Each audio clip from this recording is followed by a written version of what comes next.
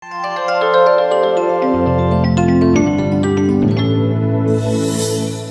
నమస్తే, welcome to Myra media. నేను మీ కేవీఆర్. రాజధాని ఫైల్స్ తెలుగు రాష్ట్రాల్లో అంటే ఎంత సంచలనం సృష్టించిందో గోడగొట్టిన బంతిలా అంతే తొందరగా టపా కట్టేసిన సినిమాది. సరే, ఆ సినిమా సృష్టించిన సంచలనం, సోషల్ మీడియాలో పచ్చబాజీ చేసిన హంగామా ఇవన్నీ పక్కన పెడదాం కాసేపు. కానీ దానికి కౌంటర్ పార్ట్గా రియల్ రాజధాని ఫైల్స్ పేరుతో మైరా మీడియా గత 4 రోజులుగా వరుసగా ఎపిసోడ్స్ చేస్తుంది. ఈరోజు రియల్ రాజధాని ఫైల్స్లో భాగంగా లింగమనేని రమేష్ రాజధాని భూముల్లో అమరావతిలో బొక్కేసిన భూములు ఎన్ననేది తెలుసుకునే ప్రయత్నం చేద్దాం. ముందుగా దీనికంటే ముందు 2015 మే 31న సాయంత్రం 6:30-7 గంటల సమయంలో ఈవినింగ్ తెలంగాణ హైదరాబాద్లోని ఒక ప్రాంతంలో ఒక అద్భుతం చోటు చేసుకున్నది. ఈ డేట్ ఎందుకు చెప్తున్నానంటే ఇది చారిత్రాత్మకమైన రోజు, గుర్తుపెట్టుకోవాలి. ఆంధ్రప్రదేశ్కు చీకటి మిగిలించిన రోజు, తెలంగాణకు సువర్ణాక్షరాలతో అంటే చంద్రబాబు అనే ఒక దిక్కుమాలినోడిని హైదరాబాద్ నుంచి తరిమేయడానికి కారణమైన రోజు. కరకట్ట కొంపకు పారిపోయి చంద్రబాబు అంటే తట్టపుట్ట సర్దుకొని కట్టుబట్టలతో కరకట్ట కొంపకు పారిపోయిన సందర్భం చోటు చేసుకున్నది ఈరోజు. ఎందుకంటే ఆనాడు 2015 మే 31న ఇది చోటు చేసుకున్నది. Vote for note case. ఇది ఒక 4 నిమిషాల వీడియో. మొత్తం చూపిస్తే క్యాష్ ఇవ్వడం, ఆడియో రికార్డులు అన్నీ చోటు చేసుకున్నాయి ఇందులో.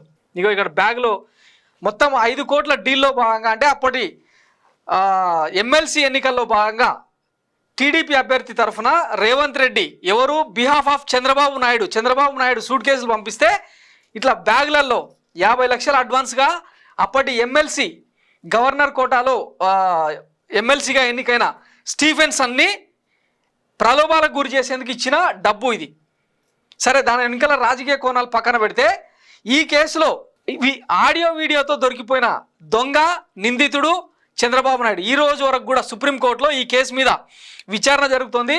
నిజానికి ఇది బీఆర్ఎస్ పార్టీ పెట్టిన కేసు అయితే దీంట్లో ఆళ్ల రామకృష్ణారెడ్డి మంగళగిరి ఎమ్మెల్యే ఎవరైతే ఉన్నారో ఆయన సుప్రీంకోర్టులో ఇంప్లీడ్ అయ్యి ఈ కేసులో దోషిగా రేవంత్ రెడ్డి కేవలం పాతదారి మాత్రమే, సూత్రధారి చంద్రబాబు నాయుడు అని చెప్పి ఆయనను A1 ముద్దాయిగా చేర్చి ఈ కేసును విచారించాలని చెప్పి ఆళ్ల రామకృష్ణారెడ్డి అక్కడ కేసు పెట్టిందనమాట. సుప్రీంకోర్టులో ఇంప్లీడ్ అయ్యిండు. సో ఆ కేసు అట్లా సాగుతూనే ఉంది. ఇక అసలు విషయానికి వస్తే ఈ రాజధాని ఫైల్స్ చోటు చేసుకోవడానికి ముందు జరిగిన ఇదంతా భాగం అయితే ఇక్కడ ఈయన పోయి కరకట్ట కొంపలో ఎక్కడైతే కాపురం చేసిండో అది లింగమనేని ఎస్టేట్స్. ఇమ్మీడియట్గా ఈయన హైదరాబాద్ నుంచి షిఫ్ట్ అయిన తరుణంలో లింగమనేని తనకుండే కరకట్ట దగ్గర ఉండే తన 7-8 ఎకరాల స్థలంలో ఉన్న అంటే కృష్ణానదికి ఆనుకొని ఉన్న ఒక రిసార్ట్ లాంటి పెద్ద భవంతిని చంద్రబాబు నాయుడుకు ఉన్న పొలంగా రాసిచ్చేసిండు. ఎందుకు రాసిచ్చేసిండు అంటే ఈ అమరావతి రాజధానిలో భాగంగా అది రాసిచ్చిన దానికి పరిహారంగా ఈ రాజధానిలో కొన్ని 100 ఎకరాల భూములను అప్పనంగా దోచిపెట్టిండు చంద్రబాబు నాయుడు. ఒకసారి ఈ ఫైల్ చూస్తే మీకు అర్థమవుతుంది. ఇప్పటికే అంటే రాజధాని భూములకు సంబంధించి వరుసగా ఎపిసోడ్ చేస్తున్నాం, ఇంకా అన్నీ చెప్పడం కుదరదు కాబట్టి ఓన్లీ లింగమనేని రమేష్ చేసిన భూ సంతర్పణ ఏందన్నది ఇప్పుడు చూసే ప్రయత్నం చేద్దాం. రాజధాని భూముల కోసం ఏకంగా 800లకు పైగా రహస్య జీవోలను రిలీజ్ చేసింది నాటి చంద్రబాబు సర్కార్. ఇక్కడ చూడండి, అన్నీ పిన్ టు పిన్ ఉన్నాయి. ఇక్కడ మొత్తం 800 రహస్య జీవోలను రిలీజ్ చేసినారు. ఇందులో 500లకు పైగా కేవలం ఆర్థిక శాఖ నుంచే విడుదలైనవి. కానీ అవేవి ఇప్పుడు ఆన్లైన్లో లేవు.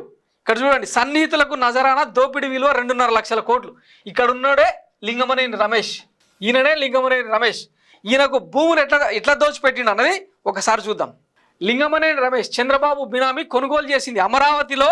అంటే వీళ్ళు చేసిన ల్యాండ్ పూలింగ్లో మొత్తం 33,000 ఎకరాలు, ఒకసారి 50,000 ఎకరాలు మొత్తంగా కలిపితే 50,000 ఎకరాల్లో సో లింగమనేనికి దోచిపెట్టింది అంత అంటే 804 ఎకరాలు.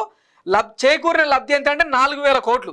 ఈయన ఎకరాకు 10 లక్షల నుంచి 40 లక్షల లోపు చెల్లించి 168 ఎకరాలు కొనుగోలు చేసి ఎస్టేట్లో కలిపేశారు. లింగమనేని ఎస్టేట్స్కు మొత్తం భూ సమీకరణ నుంచి మినహాయింపులు ఇచ్చారు. కాజా గ్రామంలో లింగమనేని ఎస్టేట్స్కు కేవలం 10 మీటర్ల దూరంలో రాజధాని సరిహద్దు ఆగిపోయింది. ఫలితంగా చంద్రబాబుకు లింగమనేని గెస్ట్ హౌస్, నారా లోకేష్కు లింగమనేని ఎస్టేట్లో వాటాలు దక్కాయి. లింగమనేని ఎస్టేట్లో 300 ఎకరాలకు పైగా పేదల భూములు కబ్జాకు గురయ్యాయి. ఇన్నర్ రింగ్ రోడ్ స్కామ్లో కూడా వీళ్ళ పాత్ర ఉంది. ఇన్నర్ రింగ్ రోడ్ స్కామ్ దోపిడీ విలువ ఇంచుమించు 1,20,000 కోట్లు. రాజధాని మాస్టర్ ప్లాన్లో భాగంగా 250 అడుగుల వెడల్పుతో అమరావతి చుట్టూ ఇన్నర్ రింగ్ రోడ్డును ప్రతిపాదించారు. ఆ ఇన్నర్ రింగ్ రోడ్ హెరిటేజ్ సంస్థ భూముల ముందు నుంచే వెళ్లేలా రూపొందించారు. కంతేరులో సర్వే నంబర్ 27/3/A ముందు నుంచి వెళ్తుంది. హెరిటేజ్ లింగమనేని సంస్థల భూములన్నీ రోడ్డుకు ఇరువైపులా ఉన్నాయి. ఈ రెండు సంస్థలకు ప్రయోజనం కలిగించేందుకు ఇన్నర్ రింగ్ రోడ్ మ్యాప్ రూపొందించారు. ఇన్నర్ రింగ్ రోడ్ను లింగమనేని భూములు, హెరిటేజ్ భూములు, నారాయణ భూములకు అనుగుణంగా మార్చినట్టు ఇప్పటికే సిఐడి ఛార్జ్ షీట్లో వెల్లడించింది. 58 ఎకరాల భూములను బంధువుల పేరుతో మాజీ మంత్రి నారాయణ కొన్నారు. లింగమనేని 340 ఎకరాల ల్యాండ్ బ్యాంక్కి మేలు చేసేలా అలైన్మెంట్ మార్పులు చేశారు. లింగమనేని నుండి చంద్రబాబుకు ఇంటిని ఇచ్చినట్టు సిఐడి పేర్కొంది. లింగమనేని ల్యాండ్ బ్యాంక్ పక్కనే హెరిటేజ్ 14 ఎకరాల భూములు కొన్నట్లు సిఐడి పేర్కొంది. ఈ భూములకు విలువ పెరిగేలా ఇన్నర్ రింగ్ రోడ్ అలైన్మెంట్ మార్చినట్టు సిఐడి నిర్ధారించింది. ఇది క్విడ్ ప్రోకో అంటే. క్విడ్ ప్రోకోకు 4,000 కోట్లు. Lingamaneni estates private limited director Lingamaneni Ramesh చంద్రబాబుకు అత్యంత సన్నిహితుడు. 2014 ఎన్నికల తర్వాత బాబు కుటుంబ సభ్యులతో కలిసి విదేశీ పర్యటనకు వెళ్ళినప్పుడు ఆయనే ప్రత్యేక విమానం సమకూర్చారని సమాచారం. గుంటూరు జిల్లా మంగళగిరి మండలం కాజా, తాడికొండ మండలం కంతేరు గ్రామాల్లో లింగమనేని గ్రూప్స్లోని వివిధ కంపెనీలు కుటుంబ సభ్యుల పేర్లతో జూన్ 2014 వరకు 632 ఎకరాల భూములను కొనుగోలు చేశారు. రాజధాని గుంటూరు, విజయవాడ మధ్య ఏర్పాటు చేస్తామని ఓవైపు చంద్రబాబు, మరోవైపు అప్పటి కేంద్ర పట్టణాభివృద్ధి శాఖ మంత్రి వెంకయ్యనాయుడు ప్రకటనలు చేస్తూ వచ్చారు.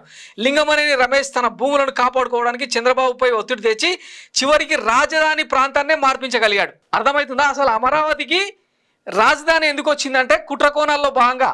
మొన్న చెప్పుకున్నాం కదా, రామోజీరావేమో అమరావతి పేరు సూచిస్తాడు, ఆ చుట్టూ భూములు కొనుక్కుంటాడు.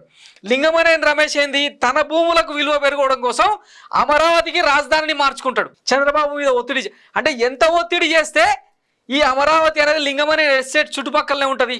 ఈడు ఇక ఆంధ్రప్రదేశ్ ప్రజలకు మేలు చేకూరుస్తాడు, అంతర్జాతీయ రాజధాని కట్టి చూపిస్తాడు. లింగమనేనికి 4,000 కోట్ల మేర లబ్ధి. లింగమనేనితో ఒప్పందం కుదరడంతో రాజధాని ఏర్పాటుపై సీఎం స్పష్టత ఇచ్చారు. తాను అప్పటికే కొనుగోలు చేసిన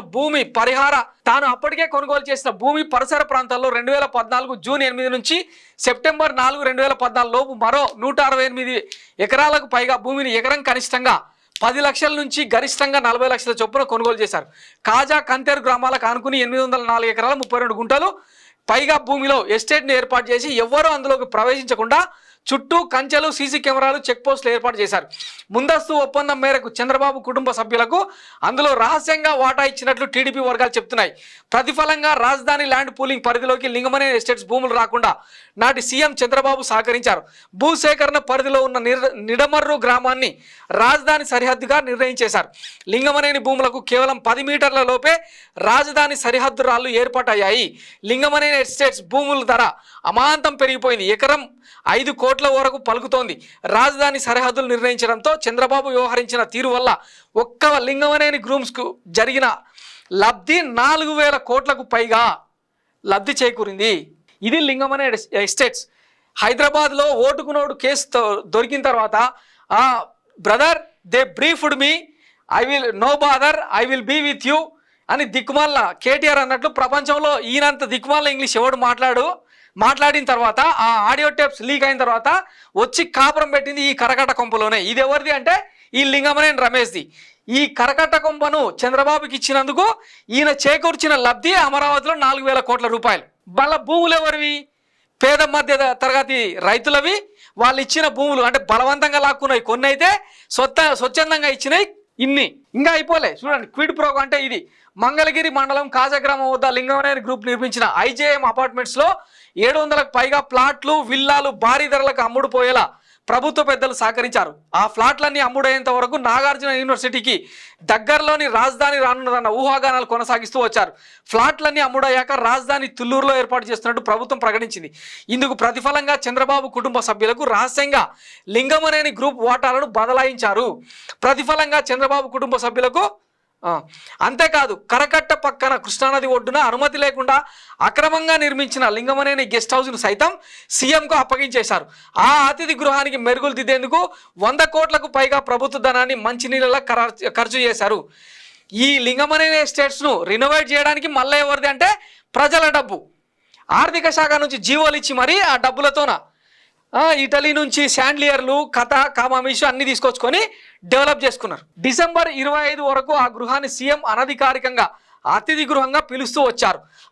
ఈ అతిథి గృహంలో 2,27,00,00,000తో ఎలక్ట్రిక్ పరికరాలను అమర్చడానికి పంపిన ప్రతిపాదనలపై రహదారులు భవన శాఖ చీఫ్ ఇంజనీర్ అభ్యంతరం తెలిపారు. దీంతో చేసేది లేక ఆ అతిథి గృహాన్ని సీఎం తాత్కాలిక అతిథి గృహంగా మార్చుతూ 2016 డిసెంబర్ 25న ఉత్తర్వులు జారీ చేశారు. దీన్ని బట్టి చూస్తే లింగమనేని గెస్ట్ హౌస్ను చంద్రబాబుకు నజరానగా ఇచ్చినట్టు స్పష్టమవుతుంది. ఈ గెస్ట్ హౌస్ ఇప్పటికీ లింగమనేని రమేష్ పేరు మీదే ఉంది. అసలైన కుడిప్రోక అంటే ఇది. చూడండి, అమరావతి అనే రాజధాని మీద ఈడు ఎంత భ్రమలు కల్పించిండో. ఒక్క లింగమనేని రమేష్ ఇచ్చిన ఈ బిల్డింగ్ కోసం రాజధానిని దోనకొండ అక్కడి నుంచి మార్చి ఇక్కడికి ఈయన 700 ఫ్లాట్లు కొనిపించి, అంటే ఇన్సైడర్ ట్రేడింగ్ పేరుతో ఒక్క లింగమనేని కోసం చేసే లబ్ధి కోసం ఇన్ని వేల మంది రైతుల పొట్టగొట్టిండు. ఇన్ని వేల మంది రైతుల భూమి అంటే సెంటిమెంట్, ఇట్లాంటి వేల మంది రైతుల సెంటిమెంట్ మీద దెబ్బ కొట్టి ఈరోజు వీళ్ళిచ్చే డబ్బులతో స్పాన్సర్డ్ ప్రోగ్రామ్గా అమరావతి రైతు పరిరక్షణ ఉద్యమం పేరుతో 1500 రోజుల పాటు చేసిన దిక్కుమాలిన కార్యక్రమం మీరు చూసే ఉంటారు. దానికి ఆంధ్రజ్యోతి ఈనాడులో వచ్చేయడం, దానికి కొలికపూడి శ్రీనివాసరావు లాంటి వాళ్ళు ముందుండి నడిపించడం, TV5 సాంబశివుడు ఇట్లాంటి వాళ్ళంతా స్టూడియోలో పెట్టి డిబేట్లు పెట్టడం. ఇప్పటికైనా అర్థమవుతుందా రాజధాని ఎవరి కోసం? అందులో పప్పుగుత్తి నిర్మాణాలు, తర్వాత ఇడ్లీ పాత్ర నిర్మాణాలు, కూలిపోయే సెక్రటేరియట్, తాత్కాలిక హైకోర్టు భవనాలు నిర్మించి ఎవరికి దోచిపెడదాం అనుకున్నాడు? పచ్చటి పంట పొలాలు, మూడు సార్లు పంటలు పండే పొలాలు, మొత్తం ఎంటైర్ ఆంధ్రప్రదేశ్కు ధాన్యాగారం లాంటి పొలాలను, అస్సలి భూములను ఇట్లా వ్యాపారస్తుల కోసం ఇచ్చినోడు చాణక్యుడా, స్టేట్స్మెన్నా, విజనరా? ఇట్లా చెప్పుకుంటూ పోతే ఇంకా ఈ భూభాగవతం అన్నది 1 కాదు 2 కాదు, ఏకంగా 6 లక్షల కోట్ల పైచిలుకు అక్రమాలు జరిగినాయని చెప్పి చూసారు కదా. ఇంతకుముందే 800లకు పైగా రహస్య జీవోలను ఇచ్చి మరి చేయాల్సింది ఏంది? దీని మీద మళ్ళీ పవన్ కళ్యాణ్ రైతులకు వచ్చి మద్దతు ఇస్తాడు, సంఘీభావం తెలుపుతాడు, మీ భూములను కాపాడే బాధ్యత నాదని చెప్తాడు. మళ్ళీ ఇప్పుడు అదే పవన్ కళ్యాణ్ చంద్రబాబు నాయుడుతో అంటకాగి ఆయనతో పొత్తులు పెట్టుకొని అధికారంలోకి వచ్చేది మేమే, అమరావతి భూములు కాపాడేది మేమే అని చెప్పి చెప్తుంటే ఆంధ్రప్రదేశ్ ప్రజలు పిచ్చోళ్ళలాగా చూస్తూ ఉండాలనా? దీని మీద చంద్రబాబు చెంచాలు సైతం ఏం మాట్లాడినరో ఒకసారి వినండి. శివాజీ తెలుసు కదా, ఇంతకుముందు చంద్రబాబు సంఖ్యల సక్కెరేసి నాగినోడు, మనోడే ఏం మాట్లాడాడో ఒకసారి వినండి. ఆయన ఏం చెప్తే ఇప్పుడు అదే మహాభారతం రామాయణం మనం ఏం చెప్తాం చెప్పండి? ముఖ్యమంత్రి గారు ఆయన ఏమనుకుంటారు? అదే ఓటు కేసులో దొరకకుండా, అదే పట్టిసీమలో ఎంక్వైరీ లేకుండా ఉంటే ఖచ్చితంగా ప్రత్యేక హోదా వచ్చేది. ఎందుకని నేను చెప్పలేను.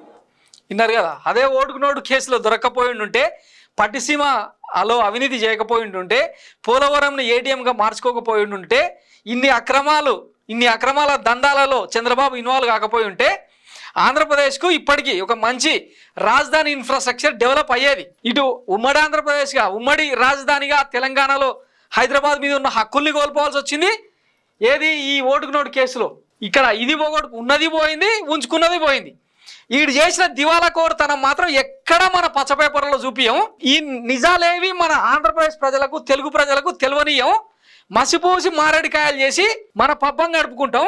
సరిగ్గా 4 తోస్తే తప్ప 4 లేపితే తప్ప లేవలేని చంద్రబాబు నాయుడు ఇప్పుడు ఆంధ్రప్రదేశ్కి వచ్చి మెస్సయ్య, స్లేవియరు, ఏసయ్య అన్ని ఆంధ్రప్రదేశ్ హక్కులను కాపాడే రాక్ స్టార్ లెక్క ఇక వీళ్ళు ట్రీట్ చేస్తుంటే ఆంధ్రప్రదేశ్ ప్రజలు చూస్తూ ఉండాలనా? చూడండి, ఒక్క రాజధాని అంశంతోనే ఇన్ని కుంభకోణాలు బయటపడుతుంటే మొత్తం ఎంటైర్ ఆంధ్రప్రదేశ్, హైదరాబాద్ నుంచి వచ్చే ఆంధ్రప్రదేశ్కు హక్కుగా రావాల్సిన పన్నులు రావాల్సిన డబ్బులు పోయినాయి. ఆంధ్రప్రదేశ్లో డెవలప్మెంట్ ఆగిపోయింది. ఉన్న డబ్బులను మొత్తం తెచ్చి అమరావతి అభివృద్ధి పేరుతో అందరినీ వంచినోడు ఇప్పుడు ఆంధ్రప్రదేశ్ ప్రజలకు సంక్షేమాన్ని చూపిస్తా, మళ్ళొక సైడ్ అభివృద్ధిని కూడా చేసి చూపిస్తా అంటే ఎట్లా నమ్ముతారు? ఇంకా నయం చంద్రబాబు ఈ 4 ఏళ్ళు 5 ఏళ్ళు కనుక ఉండుంటే పోలవరం ఇంకొక కాళేశ్వరం లెక్క తయారయ్యేది. బుంగలు వచ్చేవి, అక్కడ పిల్లర్లు కొట్టుకుపోయేవి. ఎందుకంటే ఇంతమందికి దోచిపెట్టాలి కదా. చంద్రబాబును మీరు ఇంకా నమ్మితే మీ గొయ్యి మీరు నవ్వుకున్నట్టే, సింపుల్గా చెప్తున్నా కదా. ఎందుకంటే ఆయన చుట్టూ ఎప్పుడు షీల్డ్ లెక్క కాపాడనీకే ఓ రామోజీరావు, ఓ రాధాకృష్ణ ఇట్లాంటి కార్పొరేట్లు. వీళ్ళని దాటిన తర్వాత ఇంకా పేద ప్రజలకు, మధ్యతరగతి వర్గాలకు సంక్షేమం ఎట్లకెళ్ళి సాధ్యం? ఏడుకెళ్ళి డబ్బులు వస్తాయి చెప్పండి? వైఎస్ జగన్ కనుక ఈ లాలూచీలకు కనుక లొంగి ఉండుంటే ఈరోజు ఇంత జరిగేదా? 2.5 లక్షల కోట్లకు పైగా ప్రజల ఖాతాల్లోకి డబ్బులు వచ్చేవా? నాడు నేడు స్కూళ్ళ పేరుతో స్కూళ్ళు డెవలప్ అయ్యేవా? ఇంటింటికి వైద్యం పేరుతో వచ్చేదా? పిల్లలు వాషింగ్టన్ డీసీలో లేదంటే ఐక్యరాజ్య సమితిలో వైట్ హౌస్లో ఇంగ్లీష్ మాట్లాడేటోళ్ళ? దీనికి అంటే ఇట్లాంటి పనులు చేయాలి అంటే పెద్ద పెద్ద పనులు చేయాలంటే చాలా చిత్తశుద్ధి ఉండాలి, నిబద్ధత ఉండాలి, రాష్ట్రం మీద ప్రేమ ఉండాలి, ప్రజల మీద అంతకంటే ఎక్కువ వ్యాకులత ఉండాలి. ఇందులో ఏ ఒక్కటన్నా చంద్రబాబుకు ఉన్నదా ఈ క్వాలిటీస్లో? ఆయనకు కావాల్సింది మొత్తం డబ్బులు, చుట్టుపక్కల ఉండే జనం, మన కమ్మజాతి ప్రయోజనాలు, ఇవి తప్పిస్తే వేరే ఏమీ అక్కర్లేదు. ఇంకా ఆలోచించుకోండి, రేపటి ఎన్నికల్లో ఎవరికి ఓటేయాలి? ఇప్పుడు 2 సైడ్ల ఒక సైడు జనసేన, ఇంకొక సైడు బీజేపీ జాకిలు పెట్టి లేపితే తప్ప నామినేషన్ వేయలేని పరిస్థితిలో ఉన్న చంద్రబాబుకు ఇంకా ఓటేద్దామా అన్నది ఆంధ్రప్రదేశ్ ప్రజలే డిసైడ్ చేసుకోవాలి. ఇది రాజధాని ఫైల్స్లో 4th ఎపిసోడ్. నెక్స్ట్ ఎపిసోడ్లో మరిన్ని సంచలనాలతో మళ్ళీ కలుద్దాం. Thanks for watching Myra media. నేను మీ కేవీఆర్. Thank you.